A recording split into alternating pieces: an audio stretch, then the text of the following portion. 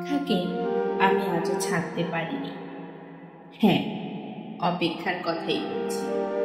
ভালোবাসার রক্তিম ধারালো স্নিগ্ধ ছোঁয়ায় এই হৃদয় থেকে এক এক করে ছেড়ে গেছে সব লোভ, হিংসা, ক্রোধ, অহংকার, স্বার্থপরতা, সব। কিন্তু অপেক্ষা আমাকে আজও ছেড়ে যেতে পারেনি। আমি ভালোবাসার জন্য সব কিছু ছেড়েছি, শুধু অপেক্ষা ছাড়া।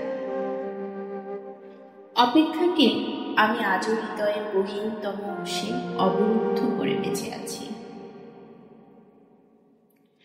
অনেকেই বলে অপেক্ষা হচ্ছে সত্যতম ভালোবাসার প্রকাশ। ভালোবাসতে সবাই পারে, কিন্তু সবাই প্রিয়তমার জন্য অপেক্ষা করতে পারেন।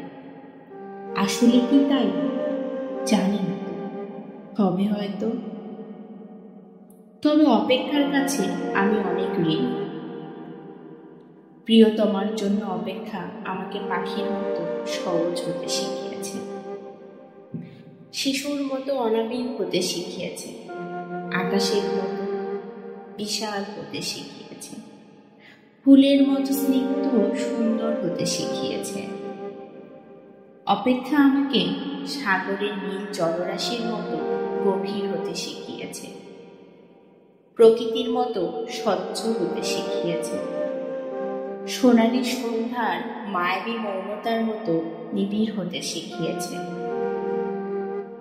শেষ পর্যন্ত অপেক্ষা আমাকে কবিতার মায়াবী নিত্য ভুবনের কাছে নিয়ে গেছে।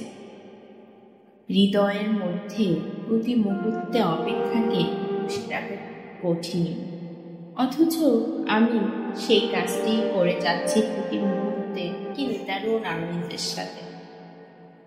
আহ, অপেক্ষা, তুমি কত বেদনান্ত সুর।